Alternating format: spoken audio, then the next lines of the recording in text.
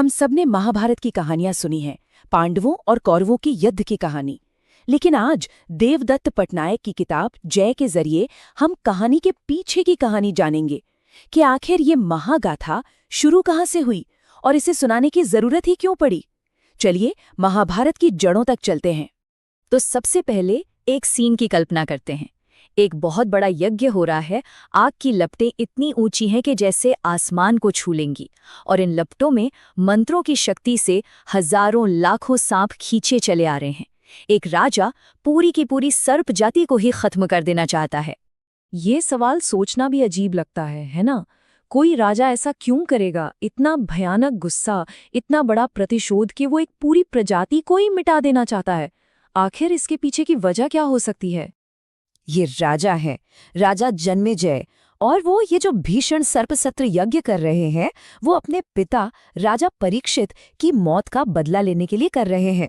उनकी मौत एक सांप के डसने से हुई थी। और ठीक उसी वक्त जब ये विनाश चल रहा होता है, एक युवक वहां पहुंचता है। उसका नाम है आस्तिक। अब इसमें खास बात यह है कि आस्तिक की माँ एक नागकन्या थी और पिता एक इंसान, मतलब वो आधा इंसान है और आधा नाग, और इसी वजह से वो दोनों दुनियाओं को समझता है।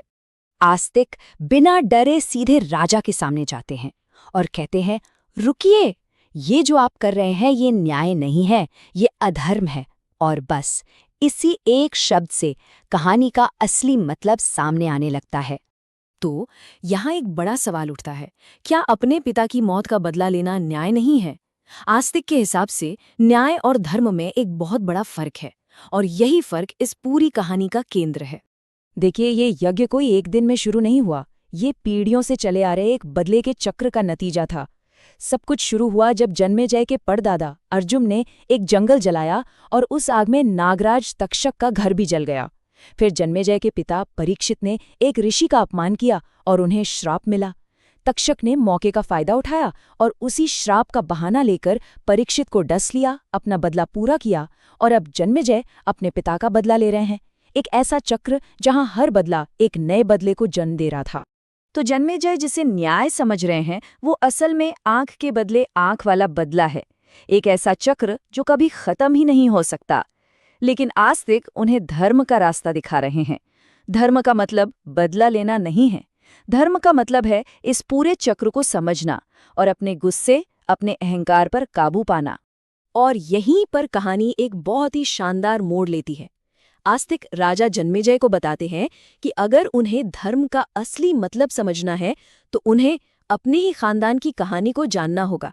इस यज्ञ को रोकने का, इस नफरत को खत्म करने का रास्ता एक कहानी सुनने में छिपा है। तो अब सवाल ये है कि ये कहानी आई कहाँ से, किसने इसे रचा और क्यों रचा? चलिए अब महाभारत की पैदाइश की कहानी में चलते हैं। ये है महर्षि व्यास। वो चाहते थे कि वेदों का जो गहरा ज्ञान है वो सिर्फ कुछ लोगों तक सीमित ना रहे, बल्कि आम लोगों तक भी पहुंचे। तो उन्होंने इसे एक कहानी की शक्ल देने का फैसला किया, और इस बड़े काम के लिए लेखक के तौर पे आए स्वयं श्री गणेश। लेकिन दोनों के बीच एक सौदा हुआ। व्यास ने कहा कि गणेश को बिना रुके लिखना होगा, वहीं गणेश ने शर्त रखी कि व्यास को हर श्लोक का मतलब उन्हें पहले समझाना होगा। सोचिए, एक तरफ बिना रुके सुनाने की शर्त ताकि कहानी में कोई मिलावट ना हो, और दूसरी तरफ हर बात को समझकर लिखने की शर्त ताकि ज्ञान जस का तस पहुंचे। व्यास ने जो कहानी सुनाई थी वो तो बस शुरुआत थी। समय के साथ वो कहानी बढ़ती गई, ठीक वैसे ही जैसे एक छोटा सा बीज एक बहुत बड़ा पेड़ बन जाता है। देखिए, व्यास ने जो सबसे पहली कहानी सुनाई थी उसका नाम था जय, जिसका मतलब होता है विजय। फिर जब ये कहानी भरत वंश के लोगों के बारे में हो गई तो इसका नाम पड़ा भारत, और फिर सदियों तक इसमें नई कहानियां, समाज का ज्ञान, भूगोल सब कुछ जुड़ता चला गया, और ये बन गई महाभारत, यानी भारत की महान गाथा। ये कहानी एक नदी की तरह आगे बढ़ी। व्यास ने इसे अपने शिष्य वैशंपायन को सुनाया, और फिर वैशंपायन ने ही इसे राजा जन्मेजय को सुनाया था।